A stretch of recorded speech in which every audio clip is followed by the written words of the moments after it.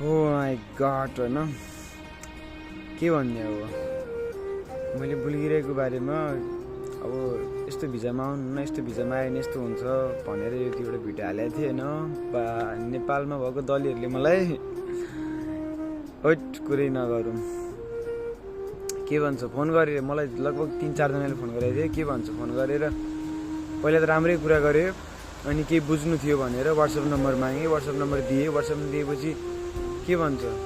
तिमी भाइ हावा भिडियो बनाउने जे पाइदिए भिडियो बनाउने तिमीले त्यस्तो भिडियो बनाएर हामीलाई यहाँ कति गाह्रो भएको काम गर्नलाई के हो भाइ तिमीलाई नेपाल झिकाउनु पर्ने यताउति ओ यति त्यस्तोहरू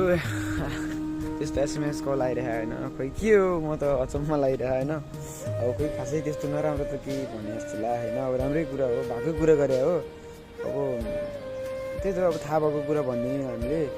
होइन तर त्यस्तो डर्नेवालामा चाहिँ छैन है फेरि एकजनाले थर्काउँदै गर्छ त्यो जाँदै गर्छ त्यो मतलबै छैन होइन त्यो कुरा त्यही हो साला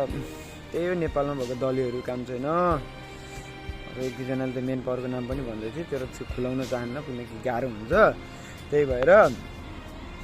साला दलीयहरू तिमीहरूले डरायो भन्दैमा म डराउँदिनँ यार के यार डराउँछु जस्तो लाग्छ